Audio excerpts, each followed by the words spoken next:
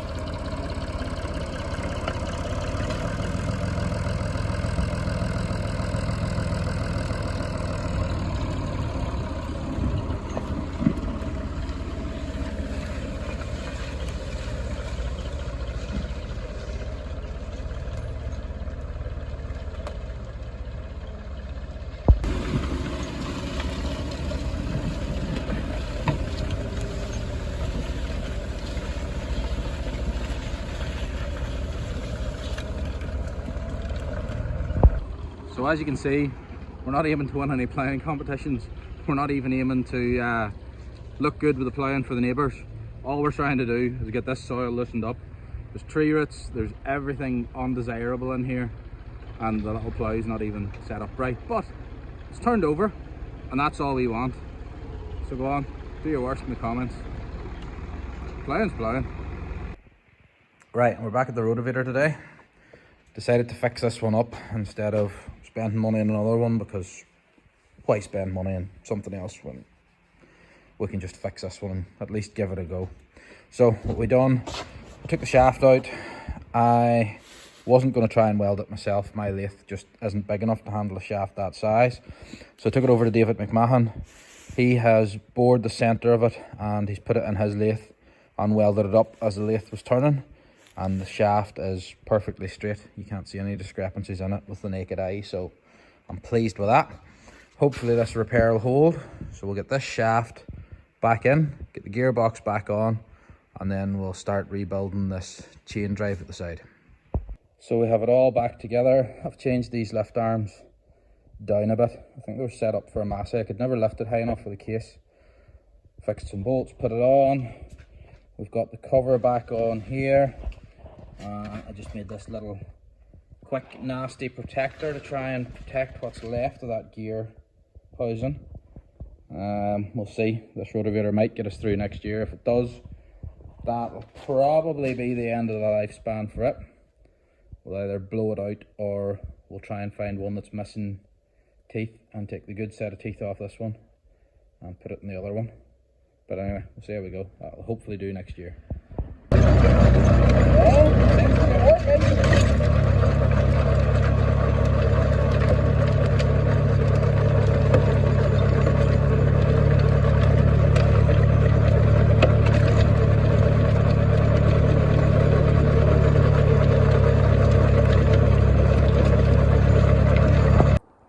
So who's old enough to know what this is? Yeah, I've been shopping again.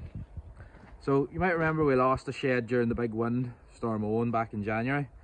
The round roof shed that we have, the roof came off it. It wasn't built to be a long-term shed at the time, and this probably won't be a long-term solution either, but it'll keep stuff dry. So William, you're banned from answering because I got it from you. Anyone else know what it is? There used to be hundreds of these all over the place, but they're few and far between now. The week of getting little odd jobs tidied up continues. Some people reckon the Nuffield here, the pump, might have been leaking into the sump, the diesel pump. So for all the price of it, I went and bought a new lift pump, put it on, just to see if it makes any difference. My lift pump was leaking around here anyway, so that's done. I'm going to start this up and move it now so I can get the baler in. That's good. New pumps in, working, ticking over. There's one thing I'm really enjoying with this tractor. Everything on the dash is working. Oil pressure's good. We've got charging meter working. Fuel gauge even works. Water temperature did rise the last day, but we'll check it again today. Rev counter works.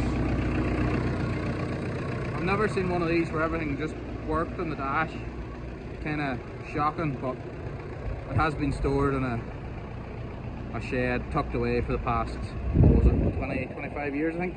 It's the early 90s this was left in the shed. So yeah,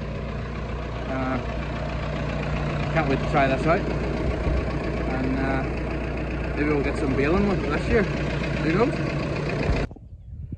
It's all fun and games taking the fishing line off the reel to try and keep the birds out of the corn. It's not so much fun when you have to wind it back in to stop it wrapping up through the combine. Ah well, that's today's job sorted anyway. So what's our spraying mix look like this year? Well, this is our T1 application to the oats, and because we're working with Deveni Agricare this year, we're just going to use everything that Gareth recommends. So this is what he's come up with for our undersowing application. We've got Globestar, we've got Moran, a little bit of Tribe. This is Gareth's own mix of foliar application for a little bit of nutrients. We've got some Stress, which is your straw shortener, and we've got ProStar. And that's all going on. So hopefully that'll boost our crops and we'll get a nice weed-free, good yield. Time for a quick pit stop and a refuel. Get the sprayer filled up again and get back out. Look at that though. That stuff is coming on well.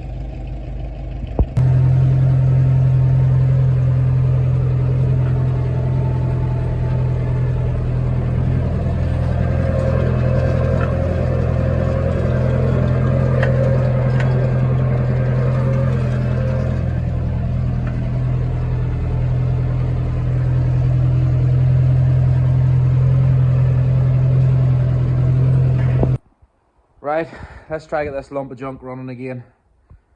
We'll dive into this injection pump, see if we can figure it out.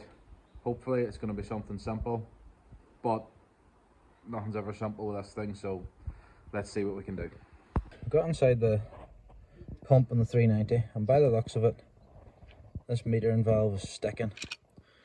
So we're going to try and get the metering valve out. I need to take this cover off. Metering valve should pop up, and hopefully we'll be able to free it up and get this thing going again. So that's the meter and screw out. I'll give it a clean up. I've blown the hole in the meter and screw out with WD-40 to try and get any dirt that was in it out. We'll put the meter and screw back in. We'll build up the top of the pump again, and hopefully this yacht's going to start. Fingers crossed. Now, I did make one mistake. I forgot to take note where the throttle spring was sitting, which one of these holes, and which one of those it was in. Now, I think I figured out it's in the first one of that because it's worn. I'm looking here, there's a little bit of wear around the middle hole on this side, so I'm going to guess that's where it was. But as you can see, the metering valve now is just touch it and away it goes. I wonder if that's why this tractor was down in power. Governor was opening up, but the meter wasn't opening up at the same time. Could be interesting to see now, whenever this is done, if it changes anything. Anyway, back to my rebuilding. So, the way this should work is whenever you move the governor, the metering valve here, it should go like that. There should be no lag in it. It shouldn't push this little spring back. It should just move at the same time. What was happening before is the metering valve was staying stuck. You move the governor would slide past the metering valve, something like that, and the metering valve wouldn't open up.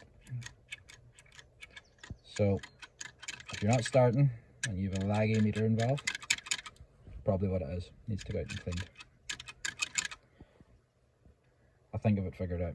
I think that's what the problem is. I'll be very disappointed if there's two problems instead of just one in this pump. Success!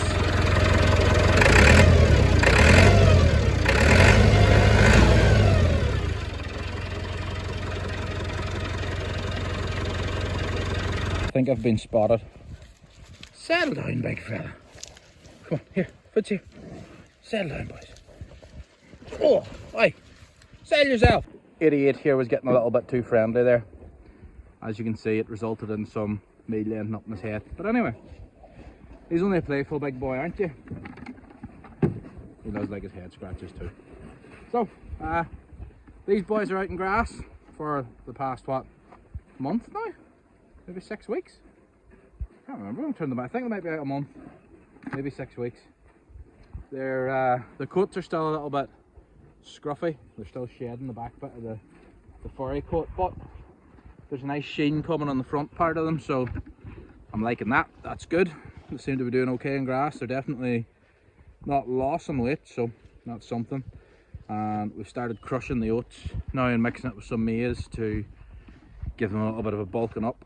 So we'll start increasing that more and more now over the next couple of weeks to get it up to a decent amount and see if we can get the weight piled on these boys.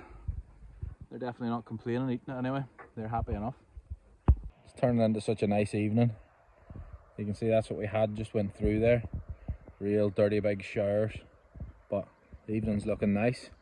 Silage ground is, it's all right. It's can I pause this and turn it around, I wonder? The answer is no, you can't pause the iPhone and turn it around. Who knew? I need some better videoing thing that I can rotate the camera forwards and backwards. So silage grounds, it's all right. It's going to be stocky. There's not a massive pile of leafy bulk to it. This field here, there's a couple of acres in that. It's bad with chickweed and I sprayed it off, so it's going to have to sit another 4 weeks before I can cut it, which is unfortunate. That other big field, I would say 2 or 3 weeks and that'll be it, good enough to go.